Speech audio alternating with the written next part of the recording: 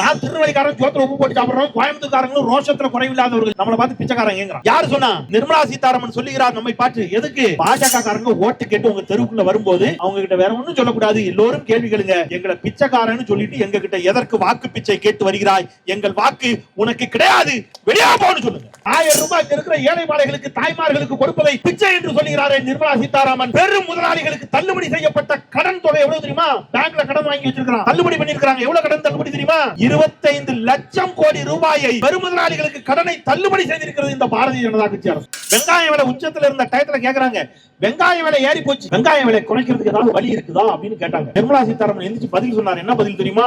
Sorry, எனக்கு அதை பத்தி தெரியாது, ஏன்னா நான் வெங்காயம் சாப்பிடுற குடும்பத்தில இருந்து வரலன்னாங்க. உங்களுக்கு புரியலன்னு நினைக்கிறேன், சில அக்காமா இருக்கலாம். அவங்க உயர் சாதி குடும்பம், நான் வெஜிடேரியன் மட்டுமல்ல, வெங்காயம் எல்லாம் புரிஞ்சு சாப்பிட மாட்டாங்க. இந்தியாவிலேயே முதன்முறையாக குடிநீர் வடிகால் வாரியம் அமைத்து வீடுகள் தோறும் குழாய் போட்டு தண்ணீர் கொடுத்து அழகு பார்த்தவர் முத்தமிழர் டாக்டர் கலைஞர். அரசு போக்குவரத்து கழகம் தந்தது திராவிட முன்னேற்ற கழகம், மினிபஸ் தந்தது திராவிட முன்னேற்ற கழகம், டைட்டில் பார்க் கொடுத்து இன்னைக்கு நம்ம வீட்டு பிள்ளைங்க ஐடி கம்பெனில வேலை பார்த்தது அதுக்கு காரணம் திராவிட முன்னேற்ற கழகம். விவசாயிகளுக்கு இலவச மின்சாரம் தந்தது திராவிட முன்னேற்ற கழகம். இங்கே பிற்படுத்தப்பட்டவர்களுக்கான பட்டியலை கொடுத்து அந்த மிகவும் பிற்படுத்தப்பட்டோர் பட்டியலில் வன்னியர் உள்ளிட்ட எல்லா சமூகங்களையும் கொண்டு வந்து அவருக்கு இடஒதுக்கீடு கொடுத்து அழகு பார்த்தது திராவிட முன்னேற்ற கழகம். அருந்ததியர்களுக்கு 3 விழுக்காடு உள்ளிட ஒதுக்கீடு கொடுத்தது திராவிட முன்னேற்ற கழகம். இஸ்லாமியர்களுக்கு 3.5 விழுக்காடு இடஒதுக்கீடு கொடுத்தது திராவிட முன்னேற்ற கழகம். இப்படி திட்டங்கள் அடுக்கிக்கிட்டே போலாம். இப்ப இந்த முதலமைச்சர் 3 ஆண்டுகளில் காலை உணவு திட்டம் இல்லையா? அப்ப இதெல்லாம் திட்டம். இப்ப நான் இவ்வளவு சொல்றேன், இவ்வளவு திட்டங்களை சொல்றேன். திமுக அரசு என்னெல்லாம் திட்டங்கள் கொண்டு வந்தது சொல்லி வாக்கு கேட்கிறோம். சும்மா வந்து வாக்கு கேட்கல. அம்மா தாய்மார்களே எங்களுக்கு எப்படியா ஓட்டு போடுங்க, எப்படியா நான் பேசிட்டு இருக்கேன். இல்ல நான் திட்டத்தை அடுக்கணும், எவ்வளவு அடுக்கலாம் தெரியுமா?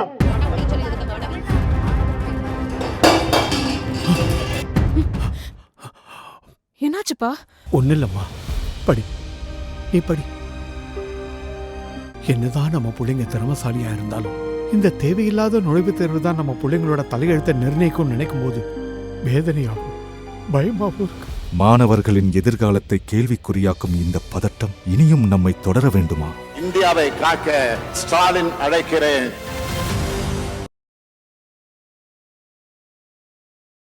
நம்ம முதலமைச்சர் காலை உணவு திட்டம் கொண்டு வந்தார் பாருங்க. இந்த காலை உணவு திட்டத்தை கனடா நாட்டு பிரதமர் பாராட்டி, சூப்பர் திட்டம் இது, உலகத்துல இப்படி ஒரு திட்டம் யாருமே யோசிச்சது இல்லைன்னு சொல்லி கனடா நாட்டுல ஒரு அக்கா கர்நாடகால இருக்குது. கர்நாடகா இல்லக்கா, கனடா, அது அமெரிக்கா பக்கத்துல இருக்கு.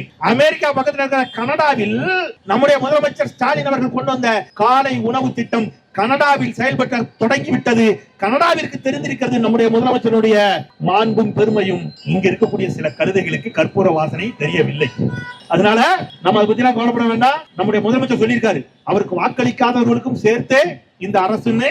அந்த கொரோனால நடந்த ஒரு சம்பவத்தை நான் உங்களுக்கு சொல்றேன். இந்த சம்பவத்தை கேட்ட பிறகு பாஜக நமக்கு வேணுமா வேண்டாமான்னு முடிவு பண்ணிக்கிடுவோம். சரியா? நல்லா கவனமா கேட்கணும் சம்பவத்தை. கொரோனால லாக்டவுன், திடீர்னு மோடி என்ன செஞ்சிட்டாரு? பஸ் ஓடாது, ட்ரெயின் ஓடாது, ஒண்ணும் கிடையாது, எல்லாரும் வீட்டுக்குள்ளே இருங்கன்ட்டாரு. வீட்டுக்குள்ளே இருந்தா சாப்பாட்டுக்கு வழி, அதுக்கெல்லாம் கிடையாது, எல்லாம் வீட்டுக்குள்ள இருக்கு அப்படின்னு எல்லாரும் வீட்டுக்குள்ள இருக்க சொல்லிட்டு கொரோனாவை நான் விரட்டுறேன் பாருன்னாரு. கொரோனாவை எப்படி விரட்டுவாங்க அப்படின்னு எல்லாரும் யோசிச்சோம். கொரோனாவை எப்படி விரட்ட போறோம் தெரியுமா அப்படின்ட்டு சட்டையும் கரண்டியும் தூக்கிட்டு வந்து டம்மு டம்மு டம்மு டம்னு அடிச்சாரு. சட்டையும் கரண்டியும் வேகமா அடிச்சா கொரோனா எப்படி போகும்? ஒருவேளை சத்தத்தை கேட்டு பயந்து கொரோனா ஓடிருமோ அப்படின்லாம் நான் யோசிச்சேன். அப்புறம் அப்படிலாம் இல்ல அப்படின்னு பாஜக அமைச்சர் ஒருத்தர் சொன்னாரு. அப்படி ஓடாது கொரோனா, கோ கொரோனா, கோ கொரோனா, கோ கொரோனான்னு சத்தம் போட்டீங்கன்னா ஓடினாரு. உள்ளபடியே பாஜக அமைச்சர் ஒருத்தர் இப்படி சொன்னாரு. ஏன்னா இவங்க இப்படி காமெடி பண்ணிட்டு இருக்காங்கன்னு யோசிச்சுட்டு இருக்கும்போது பீகார்ல ரயில்வே ஸ்டேஷன்ல, தாய்மார்களே நீங்க தான் உன்னிப்பா கவனிக்கணும், இது முக்கியமான செய்தி. பீகார் ரயில் நிலையத்துல ஒரு அம்மாங்க, ஒரு தாய்மார்களுக்கு தான் அந்த வழி புரியும், ஆண்களை விட எங்களை விட உங்களுக்கு தான் புரியும். ஒரு தாய் குஜராத்ல இருந்து கிளம்பி பீகார் ரயில் நிலையத்துக்கு வருது. குஜராத்துக்கு வேலை தேடி போன அம்மா, பாவம் கஷ்டம், கொரோனா லாக்டவுன், ஹோட்டல் இல்ல, சாப்பாடு இல்ல, காசு இல்ல, அந்த அம்மா பசியில செத்து போச்சு. டிவில வந்துச்சுங்க, யூடியூப்ல எல்லாம் இருக்குது, நீங்க பாருங்க. அப்புறமா கொரோனா ரயில் நிலையத்துல அந்த அம்மா செத்து கிடக்குதுங்க.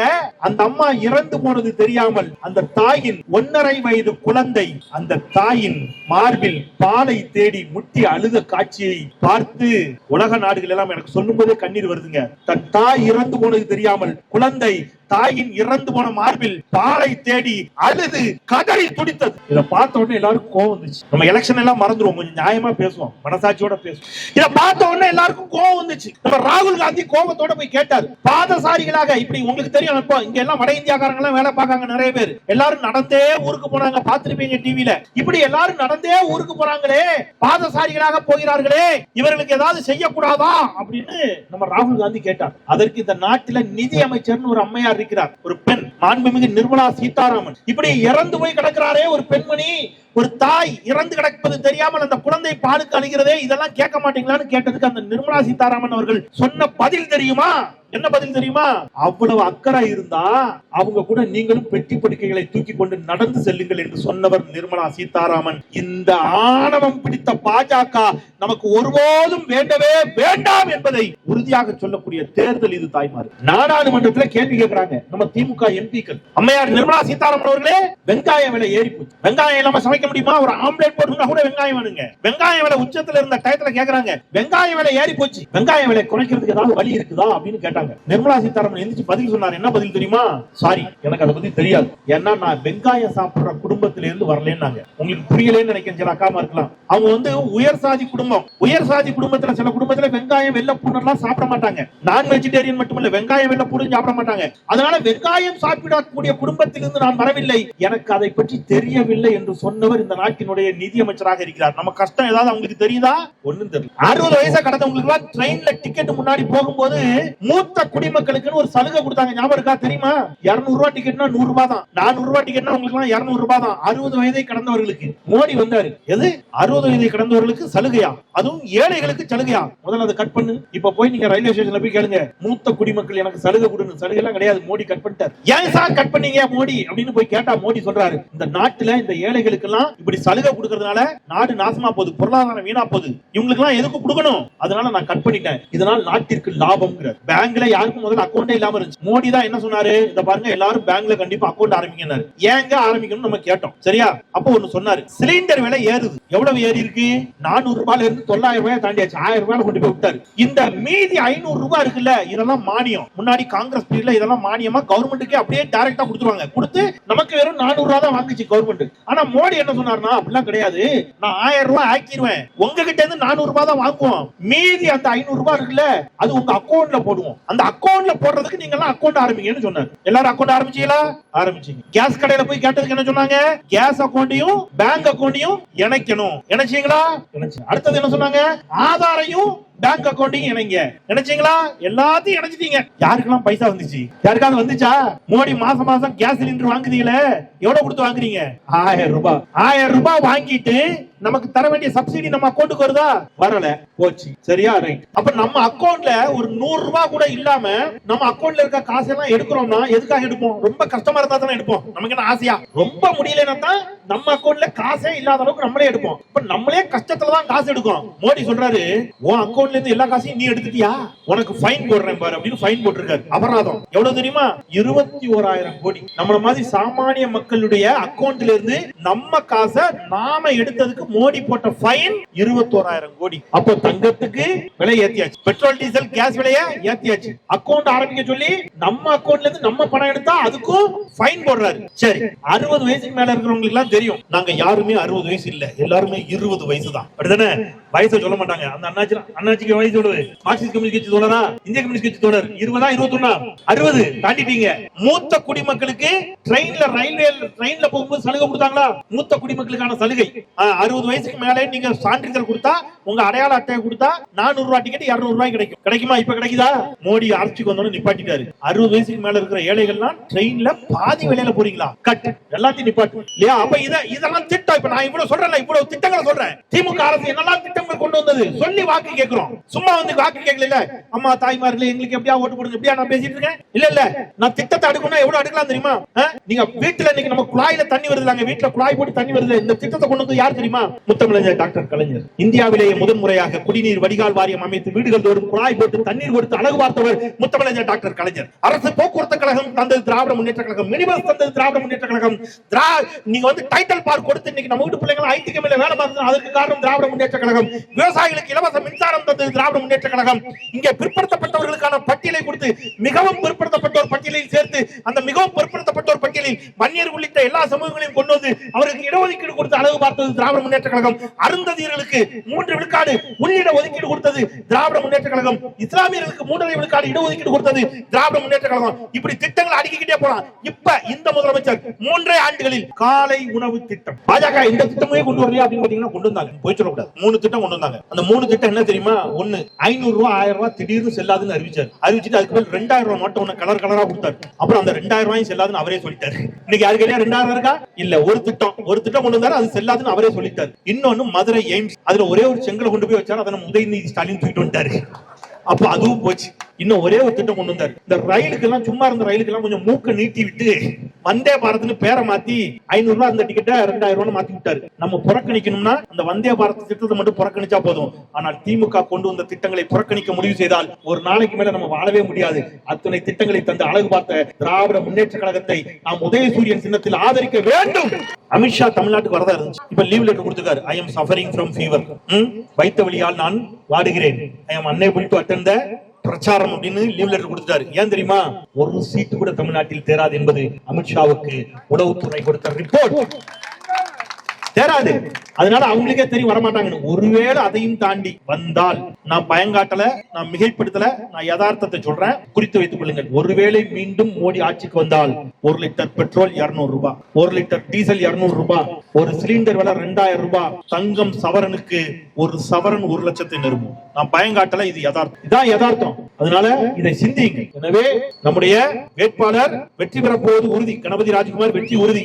திமுக திட்டங்கள் எல்லாம் நிறைய சொல்லிட்டாரு. உங்களுக்கு எல்லாம் ஞாபகம் இருக்கும்னு நினைக்கிறேன். கோத்தகிரியில கூட முன்னாடி இருந்திருக்கும். STD booth, STD, ISD, PCO அப்படிலாம் பார்த்திருப்பீங்க. ஒரு கண்ணாடி கூண்டு போட்டு வச்சிருப்பாங்க. அதுக்கும் முன்னாடி நான் 99-2000 மெட்ராஸ்ல வேலைக்கு போனேன். 98-99 காலகட்டத்தில். அப்போ மாசம் ஆனா 10ஆம் தேதி எனக்கு சம்பளம் கொடுப்பாங்க. 10ஆம் தேதி சம்பளம் கொடுத்த உடனே நாங்க என்ன பண்ணுவோம்னா ஒரு எஸ்டிடி பூத்துக்கு போன் பண்ண போவோம். அந்த எஸ்டிடி பூத்துல கியூ நிற்கும். எங்க ஊர்ல நான் இருந்த சின்ன கிராமத்துல ஒரே ஒரு வீட்டுல தான் போன். அவர் வீட்டுக்கு நாங்க போன் அடிப்போம். ஏக்கா நான் செந்தில் பேசுறேன், நல்லா இருக்கியா? போ நல்லா இருக்கேங்கா, எங்க அம்மா கொஞ்சம் கூப்பிடுதேலா, கட் பண்ணியா நான் கூப்பிடுதேன் அப்படிம்பாங்க, வச்சிருவாங்க. அப்புறம் நாங்க வெயிட் பண்ணணும். ஒரு 10 நிமிஷம் கழிச்சு திருப்பி போன் போடுவோம். போன் போட்ட உடனே எங்க அம்மா வீட்டுல தங்கச்சி அப்பாட்ட எல்லாம் பேசுவோம். அந்த மீட்டர் ஓடும். 36-37 ரூபாய் போகும்போது பதட்டம் வந்துடும். நான் சொல்றது 99 40 ரூபாய் நெருங்கிடுச்சுன்னா உயிரே போயிரும். சரி வைக்க வச்சிருவோம். ஒரு போன் பேசுவதற்கு நாம எவ்வளவு சிரமப்பட்டிருக்கோம் என்பதை கொஞ்சம் சிந்தித்து பாருங்கள். இன்றைக்கு எல்லோர் கைகளிலும் அலைபேசி இருக்கிறது என்று சொன்னால் அதற்கு ஒரே காரணம், ஒற்றை காரணம், தகத்தகாய சூரியன் நம்முடைய ராசா இல்லையா? நன்றி மறக்கலாமா? எல்லார் கையிலும் செல்போன். அது அந்த செல்போன் புரட்சிக்கு வித்திட்டவர் நம்முடைய ராசா. நீங்க ராசா பாராளுமன்றத்தில் பேசுறதெல்லாம் டிவில பாத்திருப்பீங்க. எவ்வளவு கேள்வி. நீங்க நான் விசாரிச்சேன். டெல்லியில இருக்கக்கூடிய என் பத்திரிகையாளர்கள் விசாரிச்சேன். மோடி எப்பெல்லாம் பாராளுமன்றத்துக்கு வரமாட்டேங்கிறாருன்னு கேட்டேன். அவர் சொன்னாரு மோடி லெட்டர் எழுதி கொடுத்திருக்காரு. லீவ் லெட்டர், ஸ்கூல் பிள்ளைங்களா லீவ் லெட்டர் எழுதி பாத்தீங்களா? Madam, I am suffering from fever, I am unable to attend the class அப்படிங்கிற மாதிரி மோடி லீவ் லெட்டர் எழுதி கொடுத்திருக்காரு.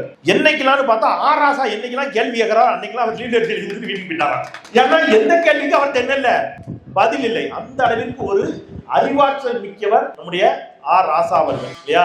அவருக்கு நாம வாக்களித்து வெற்றி பெற வேண்டிய, செய்ய வேண்டிய தேவையும் அவசியமும் நமக்கு இருக்கிறது. ஒரு மிகப்பெரிய தகவல் தொழில்நுட்ப புரட்சியை ஏற்படுத்தி தந்த நம்முடைய நீலகிரி நாடாளுமன்ற தொகுதியினுடைய மக்களவை உறுப்பினர் முன்னாள் அமைச்சர் கலைஞரால் தகத்தகாய சூரியன் என்று பாராட்டப்பட்ட, ஏன் அவங்க ராசாவை பார்த்து பயப்படுறாங்க தெரியுமா? நான் அந்த ஒன்ன சொல்லி நிறைவு செஞ்சுக்கிறேன். பாஜக பல எதிர்கட்சியினர் மீது பொய் வழக்கு போடுகிறது. பாஜக நீ சேரலைன்னா எதிர்கட்சி, எல்லா எதிர்கட்சி மீதும் பொய் வழக்கு, கைது. அந்த எதிர்கட்சியை சேர்ந்தவர்கள் எல்லாம் அந்த வழக்குகளை, அந்த பொய் வழக்குகளை உடைத்து வெளியில் வருவதற்கு மிகவும் சிரமப்படுகிறார்கள். ஆனால் இந்த பாஜகவினுடைய பொய் வழக்குகளை தன்னுடைய அறிவாற்றலால், தன்னுடைய நேர்மையால், தன்னுடைய அறத்தால், தன்னுடைய பேச்சாற்றலால் வக்கீல்லாம் வேண்டாம் நானே வாதம் செய்கிறேன் என்று சொல்லி வாதம் செய்து அவர் மீதான பொய் வழக்குகளை உடைத்து பாஜகவை முதலில் மண்ணை கவ செய்தவர், தோல்வியடைய செய்தவர் நம்முடைய ராசா. அதனால ராசா மீது அவருக்கு பயம். அந்த ராசாவிற்கு நாம் அனைவரும் உதயசூரியன் சின்னத்தில் வாக்களித்து அவரை பெருவாரியான வாக்குகள் வித்தியாசத்தில் வெற்றி பெற செய்வோம் என்று கேட்டுக்கொண்டு, அவர் வெற்றி பெற போவது உறுதி. ஆனால் என்னோட ஆசை, செந்தில்வேலின் ஆசை முருகனுக்கு டெபாசிட் போகும். ஒரு போன் நம்பர் இருக்குல்ல, இப்ப உங்களுக்கு நீங்க எல்லாரும் போன் வச்சிருப்பீங்க. போன்ல எத்தனை நம்பர் இருக்கு? 10 நம்பர். இப்ப நான் ஒரு 10 நம்பர் சொல்ல போறேன். அது ஒரு ஆளுக்கு போன் நம்பர். அந்த நம்பர் இப்படிதான் ஸ்டார்ட் ஆகுது. இந்த நம்பர் எத்தனை பேர்ட்ட இருக்கு தெரியுமா? இங்க பதறிடாங்கக்கா, 7.5 லட்சம் பேர்ட்ட இருக்கு இந்த நம்பர். 7.5 லட்சம் பேருக்கு ஒரு நம்பர் ஒருத்தன் தான் இருக்கும் அப்படின்னு பக்கத்துல ஒரு அக்கா கேக்கு, ஏட்டி கதையை கேட்டியா?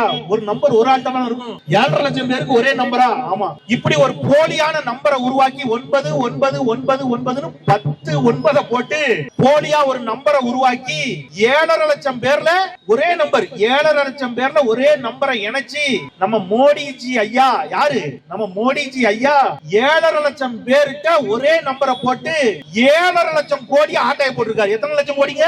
7.5 லட்சம் கோடி. ஆயுஷ்மான் பாரத்னு ஒரு திட்டம், உங்களுக்கே தெரியாம உங்களை எல்லாம் சேர்த்து வச்சிருக்காங்க. உங்க பேர்ல நம்பர், நான் சொன்ன நம்பர் உங்க நம்பர் தான்.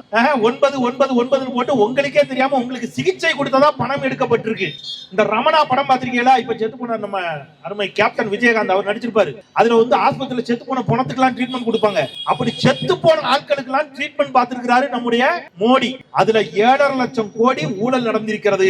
நான் சொல்லல, மோடி கவர்மெண்ட்ல வேலை பார்க்கிற ஒரு கவர்மெண்ட் அதிகாரி சொல்லிட்டார். அந்த கவர்மெண்ட் அதிகாரி CAG அப்படின்னு சொல்லுவோம். அந்த CAG அப்படின்னா ஒண்ணு இல்ல, இந்த கணக்குல வேலை பார்க்கறவங்க அப்படி வச்சுங்க. கவர்மெண்டோட கணக்கெல்லாம் அவங்க தான் பாப்பாங்க. அப்படி கவர்மெண்டோட கணக்கெல்லாம் பார்த்து அந்த அதிகாரி சொல்றாரு, ஏ பாவிகளா 7.5 லட்சம் கோடி ஊழல் பண்ணிருக்கீங்களே, அதுவும் ஒரே நம்பர்ல அப்படின்னு சொல்லி அவரு இத சுட்டி காட்டின உடனே மோடிக்கு கோவம் வந்துருச்சு. என்னது என்னுடைய ஆட்சியில் ஊழலா? உடனடியாக நடவடிக்கை எடு அப்படின்னு நடவடிக்கை எடுத்தார். என்ன நடவடிக்கை தெரியுமா? இந்த உண்மையை சொன்ன அதிகாரி எல்லாம் மாத்தி விட்டாரு. நீ உண்மையை சொன்னதுக்கு தண்டனை. இங்க அக்கா எல்லாம் இருப்பீங்க, அந்த மாதிரி எல்லாம் இருப்பீங்க. இந்த கவர்மெண்ட் கான்ட்ராக்டர் எல்லாம் இருப்பாங்க. 1 கிலோமீட்டர் ரோடு போடுறதுக்கு எவ்வளவுக்கா செலவாகும்? 1 கிலோமீட்டர் ரோடு போடுறோம், இந்த ரோடு, இந்த 1 கிலோமீட்டர் ரோடுக்கு எவ்வளவு தெரியுமா செலவாகும்? ஒன்றிய அரசு, நம்ம மோடி அரசு கணக்கு சொல்லுது கவர்மெண்ட் 1 கிலோமீட்டர் ரோடு போடுறதுக்கு 18 கோடி ரூபாய் செலவாகும். சரி பரவாயில்ல, ஓகேன்னு சாங்ஷன் பண்ணியாச்சு. 18 கோடி ரூபாய்க்கு நீ ரோடு போடுங்க. மோடி எவ்வளவு தெரியுமா ரோடு போட்டிருக்காரு? 1 கிலோமீட்டருக்கு 18 கோடி ரூபாய் செலவுன்னு சொல்லிட்டு 250 கோடி ரூபாய் செலவு கணக்கு எழுதியிருக்காங்க. 1 கிலோமீட்டருக்கு 250 கோடி ரூபாய் ரோடு. தார்ல போட்டானா தங்கத்துல போட்டானா? கேப்பமா இல்லையா? ரைட்டா?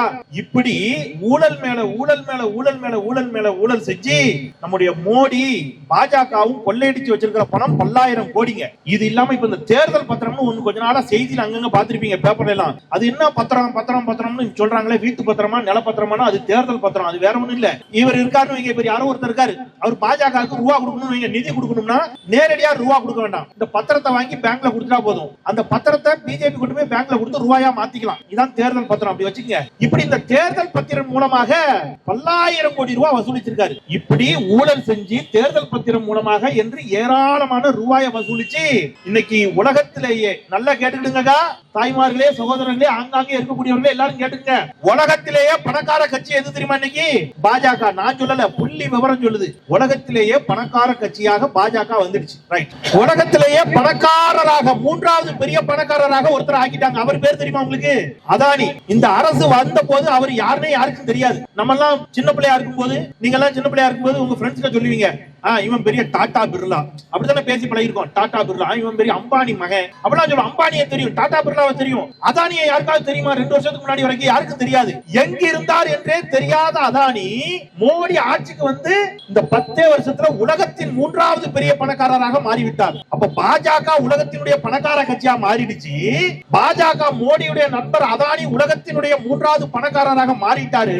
மோடி பாஜக உலகத்தின் பெரிய பணக்கார கட்சியா மாறிட்டு நம்ம நிலைமை என்ன? அதை பேசணும். அதான முக்கியம். எனக்கு அண்ணாமலைக்கு வாய்க்க ஆரம்பிச்ச சண்டை எல்லாம் ஒண்ணு இல்லைங்க. நான் திருநெல்வேலிக்காரன் சோத்துல உப்பு போட்டு சாப்பிடுறோம், கோயம்புத்தூர்காரங்களும் ரோஷத்துல குறைவில்லாதவர்கள். ஏனென்றால் இது மாவீரன் தீரன் சின்னமலையினுடைய மண் இல்லையா?